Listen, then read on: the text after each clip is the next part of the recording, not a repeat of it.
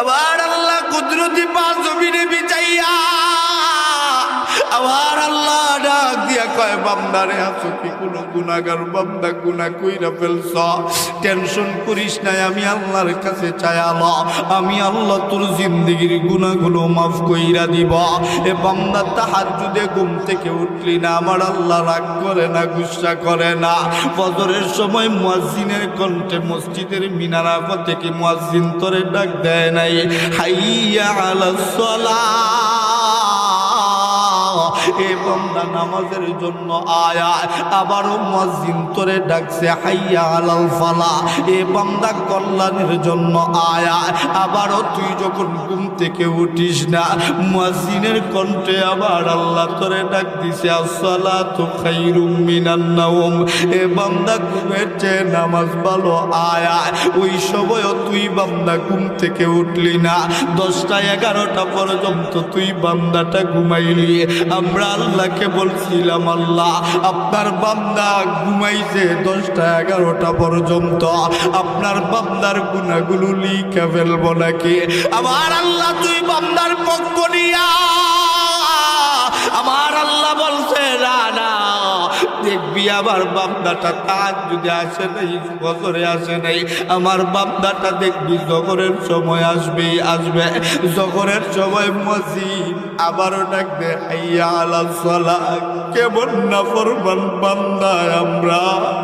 আমার আল্লাহ ডাকে আয়ার পরেও আবার মালিকের ডাকের জবাব দিলাম না জোহরের সময় যখন বান্দাটা যায় না ফেরেশতারা আল্লাহর কাছে বিচার দেয় আপনার কোন বান্দারে আপনি এমন করে ডাকে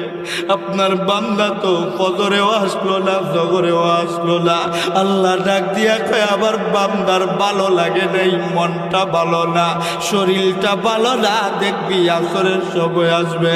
আসরের সময়ও বান্দাটা যায় না আল্লাহ ডাক দিয়া বলে মাগরিবের সময় আসবে মাগরিবের সময়ও যখন বান্দাটা যায় না আবার আল্লাহ কেবল আল্লাহ ডাক দিয়া কয় দেখবি এসার সময় আসবে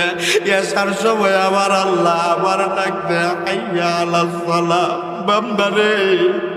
তোর পক্ষে সারাটা দিন যাবৎ কথা বলতেছি এখন না আসলে আমি আল্লাহ আবার ফেরেশতাদের কাছে লজ্জিত হয়ে যাব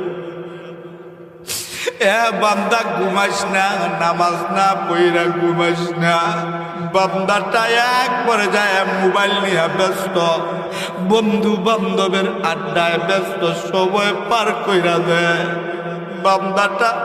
এক পর্যায়ে ঘুমের বিছানায় চইলা যায় ঘুমের বিছানাতে যাইয়াও হাতের মধ্যে মোবাইল চাপতে চাপতে বান্দার চোখে হঠাৎ করে ঘুম চলে আসে বান্দা পুরা ঘুমায়া পড়ে আবার মালিকের কুদরতি পায়ে সেজদা না দিয়াই ঘুমায়া যায় ফেরেশতারা আবার আল্লাহরে ডাক দিয়া বলে আল্লাহ আপনার কোন বান্দার পক্ষে সারাটা দিন কথা বললেন আপনার বান্দা তো আপনার কুদরত